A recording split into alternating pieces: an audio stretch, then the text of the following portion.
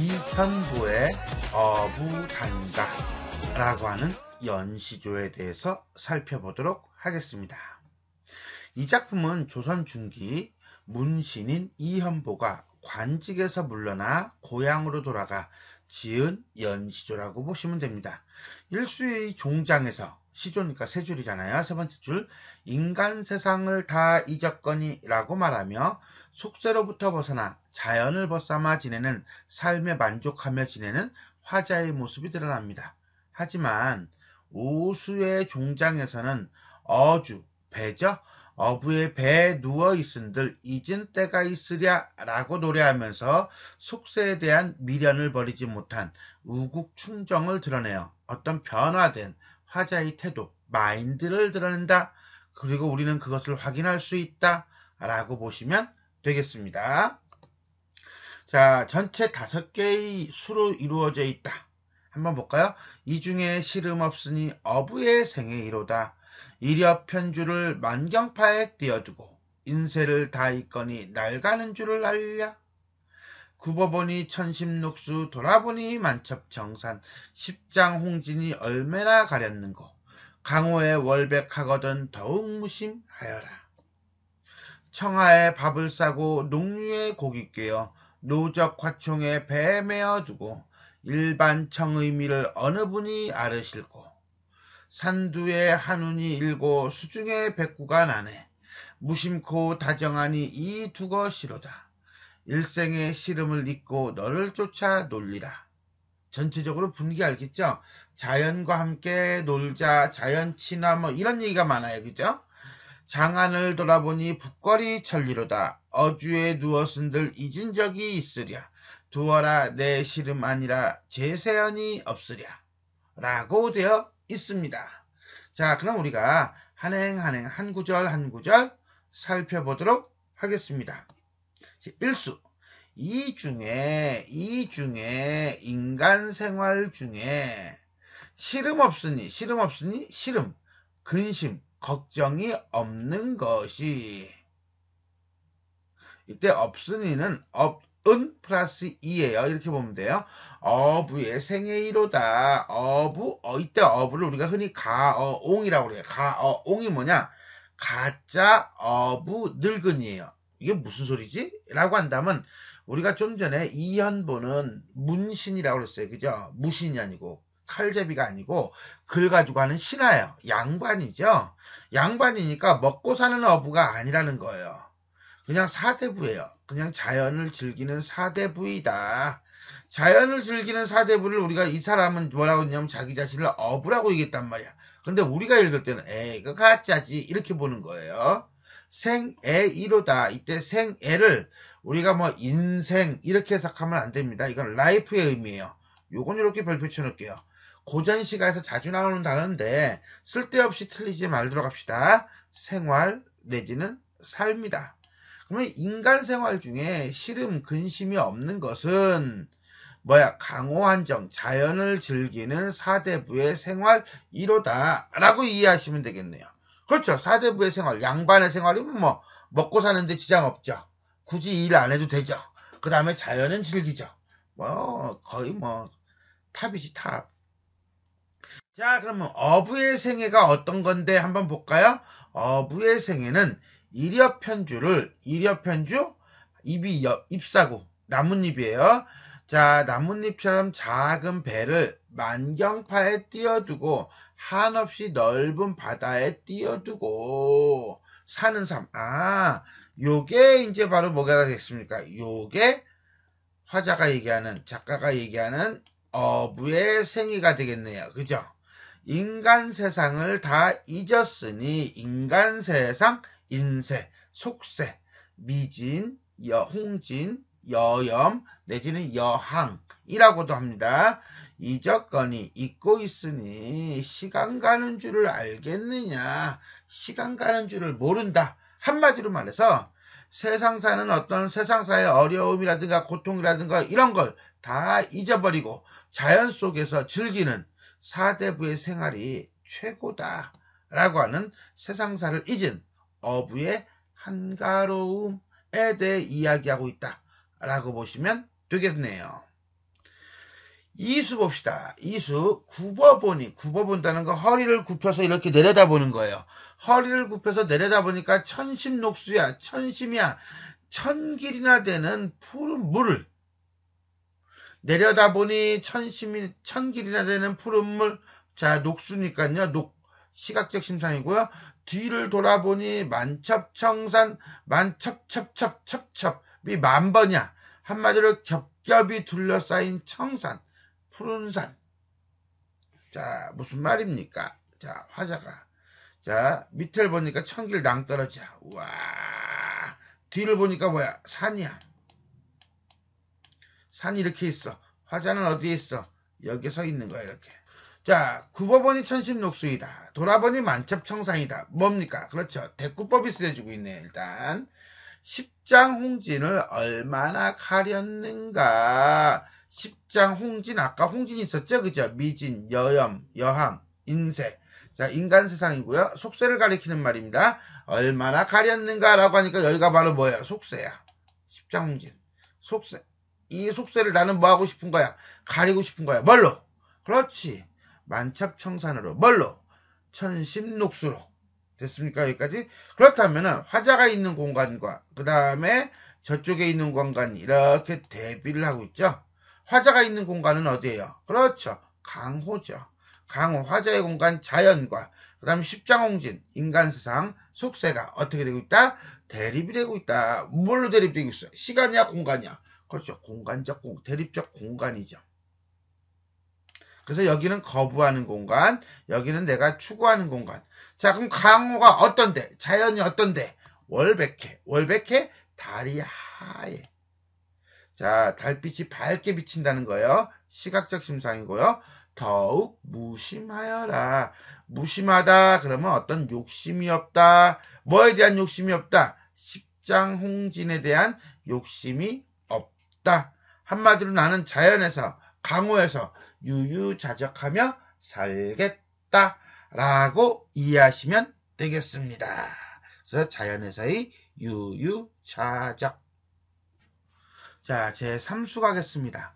청아에 밥을 싸고, 청아 푸른 연잎.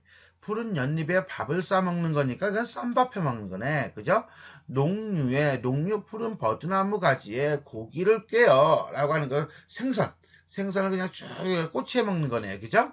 자, 이러한 삶, 어떤 삶입니까? 웰빙의 삶이죠. 웰빙의 삶, 소박한 삶이에요. 안분지족.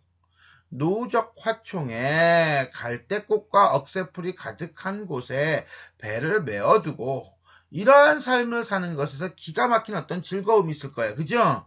자, 이런 걸 일반청의미라고 그랬대요. 자연이 주는 참된 의미가 뭔데? 그건 안분지족이죠. 이렇게 이해하시면 되겠네요. 어느 분이 알을 싣고 알으실 것인가. 한마디로 아는 사람이 적다. 그래서 그게 안타깝다. 나는 일반청의미를 알아 몰라. 나는 알고. 됐습니까? 여기까지. 자, 결국 삼수는요. 자연이 주는 참된 의미를 아는 사람이 적음에 대한 탄식 내지는 안타까움이라고 보시면 되겠습니다. 사수 보겠습니다. 산두는 산 꼭대기겠네요. 한운이 일고 한은 한가로운이에요. 운은 구름이에요.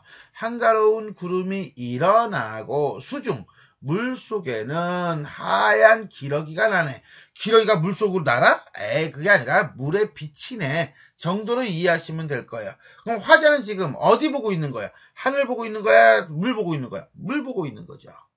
물을 보니까 물속에 그 물에 이제는 기러기가 날아가는 그림자가 비치는 것을 알 수 있겠죠. 그러니까 수중에 백구가 나네 라고 하는 것은 진짜 물속으로 하얀 기러기가 나는 것이 아니라 날기는 하늘에서 날고 있는데 그 그림자가 뭐 하고 있는 거야? 물속에 비친다, 물에 비친다 라고 봐야 돼요. 어쨌거나 저쨌거나 요쨌거나 그쨌거나 간에 이 두 개는 자연을 나타내며 친화의 대상이다 라고 보시면 되겠습니다. 무심코, 무심하다 아까 본 것 같은데 욕심이 없다, 사심이 없다 이랬어요. 욕심이 다정한 것은 이 두 것이로다. 이 두 것이 뭡니까? 라고 한다면 바로 친화의 대상인 한운과 그 다음에 백구가 되겠다. 라고 보시면 되겠습니다. 일생에 시름을 잊고 근심 걱정을 잊어버리고 너를 쫓아 놀리로다. 이때 말하는 너가 누굽니까? 라고 한다면 한운과 백구예요. 이 자연과 함께 놀고 싶다 라고 했으니까 무라일체, 자연 친화. 결국 뭡니까? 자연 속에서 사는 삶, 강호 한정의 삶에 대한 의지라고 보시면 되겠네요. 주제는 그렇죠. 무라일체. 마지막 순가요. 오수 보겠습니다. 장안을 돌아보니 장안? 자, 여태까지 내내 1수부터 4수까지 자연 속에서 노는 얘기만 하니까 조금 미안했나?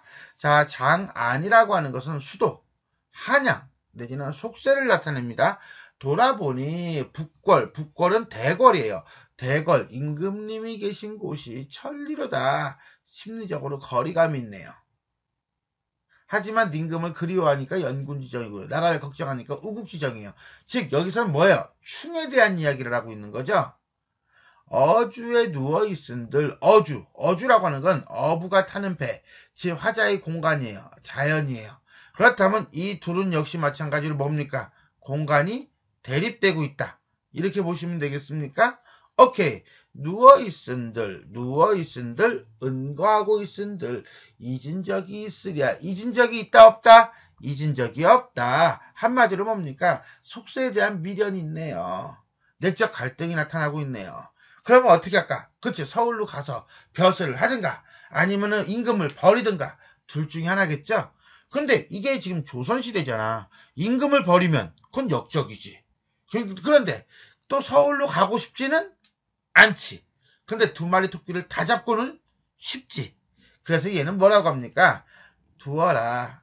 내 시름이 아니라 할지라도 내가 걱정하지 않아도 나 아니어도 정치하고 훌륭한 정치하고 임금을 보필할 그런 신하들은 많다 적다? 많다. 제세현, 세상을 구할 현명한 선비, 한마디로 충신, 임금을 잘 보필할 수 있는 신하가 없게 있느냐? 있을 것이야. 그러니까 내가 굳이 안 가도 돼 라고 생각하면서 충은 충대로 하고, 그 다음에 자연 속에서 노는 건 노는 거대로 하고, 둘 다 잡았다. 사상에 대한 근심과 우국, 충정, 이렇게 이해하시면 되겠습니다. 자, 이렇게 해서 우리는 이연보의 어부단가 5수를 살펴보았습니다. 자, 이제 정리를 한번 해보도록 하겠습니다. 평시조고, 연시조고, 강호한정가이다. 자연친화적이고요. 다음에 강호에 묻혀 사는 어부의 한가로운 정서에 대한 얘기를 하고 있다. 공간의 대조, 대립적 공간이죠. 화자의 내적 갈등이 해소되는 과정이 나타나고 있다.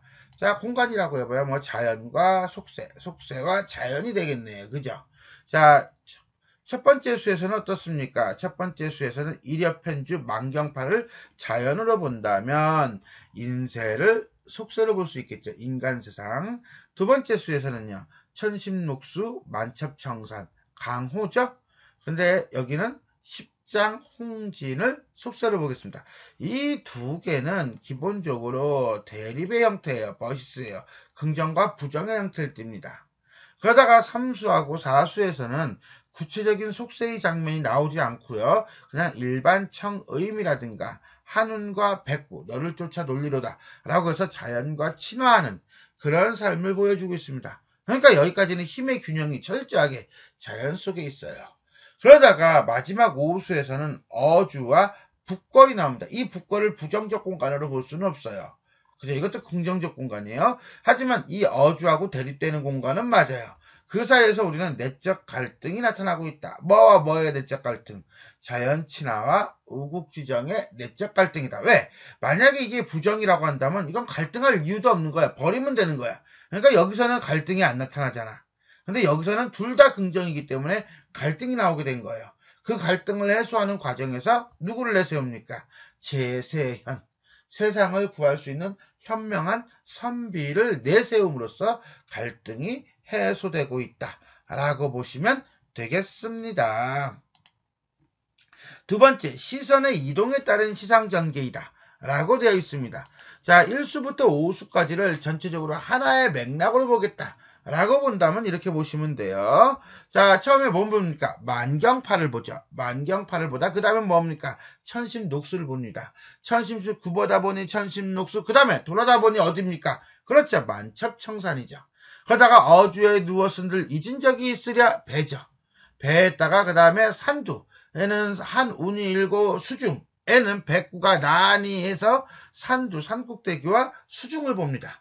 그리고 난 다음에 어디를 돌아봅니까? 장안을 돌아보니 백궐이 천리로다. 아니, 백궐이란다. 북궐이 천리로다. 라고 얘기합니다. 그리고 보니까 화자가 직접적으로 이동하는 거는 없어요. 그죠? 굳이 이제 어주에 누워쓴들 정도인데, 전부 다 뭡니까? 시선의 이동이죠. 이 시선의 이동에 따라서 시상이 전개되고 있다. 그러면서 화자의 마인드, 인식, 태도를 드러내고 있다 라고 보시면 돼요.